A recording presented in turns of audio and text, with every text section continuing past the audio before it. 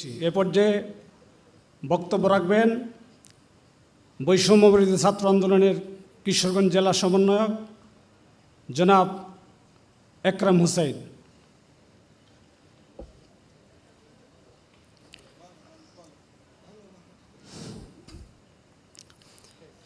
বিসমিল্লাহির রহমানির রহিম। আলহামদুলিল্লাহি রাব্বিল আলামিন। All praise is Allah, lord of the world. আমি এই 24-এর বিজয় আন্দোলনের এই 24-এর বিজয়ের জন্য আমরা যে মুক্তবাকে কথা বলছি, এখানে বসে আছি, এটার জন্য আমি প্রথমে প্রশংসা করছি মহান প্রভুর, যিনি বিশ্বজাহানের প্রতিপালক, সৃষ্টির স্রষ্টা, সার্বভৌমত্বের মালিক, রাজাদিরাজ, যার পক্ষ থেকেই সকল কিছুর ফায়সালা হয়ে থাকে। আমি শহীদি তামান্না করছি এই বিজয় 24 আন্দোলনে যারা জীবন দিয়েছেন। আমি আশু রোগ মুক্তি কামনা করছি যারা এই আন্দোলনে গুলিবিদ্ধ হয়েছেন, আহত হয়েছেন, বেডে কাতরাচ্ছেন, হাসপাতালে কাতরাচ্ছেন।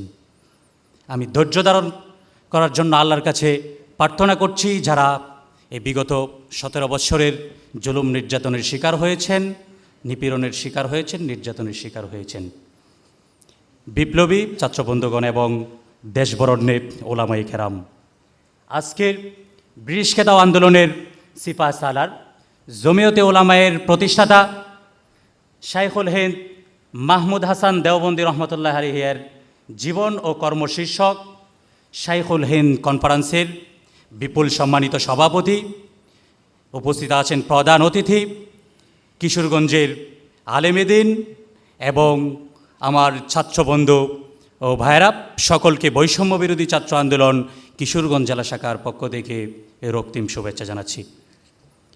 বিপ্লবী বন্ধুগণ, আপনারা যদি এ পৃথিবীর ইতিহাসের সূচনা লগ্ন থেকেই লক্ষ্য করেন, আপনারা প্রত্যেকটা জায়গাতেই দেখবেন এই পৃথিবীর সকল সভ্যতা, সকল ইতিহাস, ঐতিহ্য, এই পৃথিবীর সকল সংগ্রামের ইতিহাস, সকল কিছুর মধ্যেই আলেম ওলামা, ঈমান এবং ইসলামিক্সরাই সর্বাপেক্ষা সর্বোপরি সর্বোচ্চ ভূমিকা ছিল।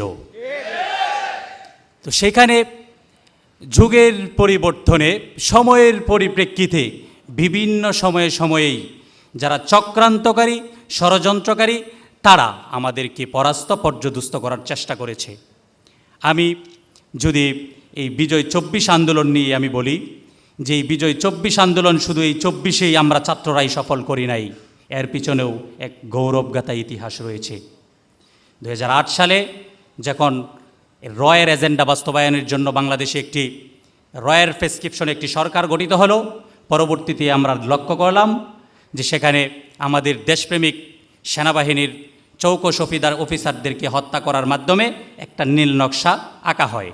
এর পরবর্তীতে আমরা লক্ষ্য করি যখন ঈমান এবং ইসলামের দাবি নিয়ে হেফাজতে ইসলাম বাংলাদেশে ডাকে বাংলাদেশের আপামর ইসলামিক তাওহীদি জনতা সহ সকল জনসাধারণ সাপলাতে গিয়েছিল, তখনও এই সরকার রয়ের প্রেসক্রিপশনে, ইন্ডিয়ার দালালদের প্রেসক্রিপশনে তারা গণহত্যা করেছে। 14 সালে এ বাংলাদেশের শীর্ষ আলেমেদিন যারা দেশপ্রেমিক, বুদ্ধিদীপ্তভাবে রাজনীতি করেন, স্বাধীনতার সার্বভৌমত্বে টিকিয়ে রাখার জন্য যারা অতন্ত্রী প্রহরী হিসেবে কাজ করেছেন, তাদেরকেও বিভিন্ন ব্লেম গেম দেওয়ার মাধ্যমে তাদেরকে ফাঁসিতে ঝুলিয়েছেন। আপনারা যদি লক্ষ্য করেন যে তারা বিনা ভোটের অবৈধ নির্বাচনের মাধ্যমে এদেশকে একটি তাবেদার রাষ্ট্র হিসেবে পরিচালিত করার জন্য, একটি হিন্দুত্ববাদী রাষ্ট্রে প্রতিষ্ঠিত করার জন্য যা যা করার তারা সেভাবেই অগ্রণী ভূমিকা পালন করেছে। পরপর 3টি অবৈধ নির্বাচন তারা করেছে। আপনারা দেখেছেন 18 সালেও সেম, 21 সালে আপনারা দেখেছেন মোদি বিরোধী আন্দোলন, যে গুজরাটের কসাইখ্যাত নরেন্দ্র মোদী যে হাজার হাজার মুসলিমের রক্ত যার আর রক্তে রঞ্জিত যার হাত, সেই মোদিকে বাংলাদেশে নিয়ে আসা হয়েছে উগ্রবাদী হিন্দুত্ববাদকে প্রতিষ্ঠা করার জন্য। সেটা যখন যৌক্তিকভাবে এদেশের নাগরিক হিসাবে আমরা যখন প্রতিবাদ জানিয়েছি, তখনও তারা আলেম ওলামা সহ এদেশের তাওহীদি জনতা, সাধারণ মানুষের উপর স্ট্রিম রোলার চালিয়েছে। সর্বোপরি বলতে চাই যে আমরা যখন সাধারণ ছাত্ররা কলেজ ইউনিভার্সিটি থেকে আমরা একটি যৌক্তিক দাবি নিয়ে যখন কোটা সংস্কার, চাকরিতে কোটা সংস্কারের দাবিতে আমরা রাজপথে নেমেছিলাম, আমরা কিন্তু ব্যক্তিগত স্বার্থ চাই নাই, আমরা বলি নাই যে এই সেক্টরকে আমাকে দিয়ে দিতে হবে, আমাকে ওইখানে বসাতে হবে। আমরা চেয়েছিলাম আমাদেরকে যেন প্রতিযোগিতার প্ল্যাটফর্মে সমান অধিকার দেওয়া হয়। কিন্তু এই জগদ্দল হাসিনা স্বৈরাচার সরকার 18 সালে যখন আমাদের আন্দোলন হয় বিপি নূরের নেতৃত্বে, তখন হাসিনা সরকার বলেছিল কোনো কোটাই থাকবে না। 18 থেকে 24 পর্যন্ত যখন তারা লক্ষ্য করলো তাদের পেটোয়া বাহিনী, ছাত্রলীগ, যুবলীগ মার্কা যে সন্ত্রাসীরা যখন প্রশাসনে আর কোনো জায়গা পাচ্ছে না, তারা সরকারি সেক্টরগুলিতে যখন আর আসতে পারতেছে না, এদেশের মেধাবীরা চলে আসতেছে, তারা দীর্ঘ পরিকল্পনার প্রসূত তাদের লোকগুলিকে যেন সেট আপ দিতে পারে, আবারও তারা এই 24-এর 5 জুন বিতর্কিত রায়ের মাধ্যমে কোটাকে পুনর্বহাল করে। এরই প্রতিবাদে ঢাকা বিশ্ববিদ্যালয় সহ সারা বাংলাদেশ থেকে আমরা আওয়াজ তুলি।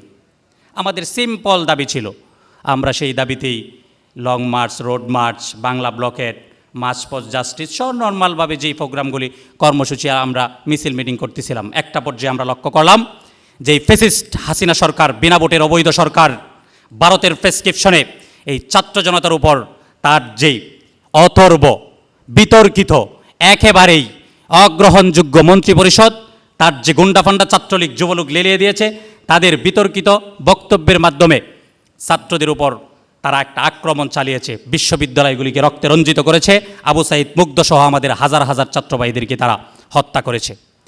এই হত্যার প্রতিবাদেই আমরা এক সময় যখন ডাক দিয়েছি ছাত্র সমাজ, সেই ছাত্র সমাজের ডাকে বিএনপি, জামাত, হেফাজত, জমিয়তে ওলামায়ে ইসলাম, গণ অধিকার পরিষদ, ইসলামিক আন্দোলন সহ এদেশের সকল রাজনৈতিক, সামাজিক, সাংস্কৃতিক, ধর্মীয় সংগঠনের সমস্ত পেশাজীবী নাগরিক সমাজ আমাদের ডাকে সাড়া দিয়ে এই স্বৈরাচার হাসিনা সরকারকে হঠাতে আমরা সক্ষম হয়েছি।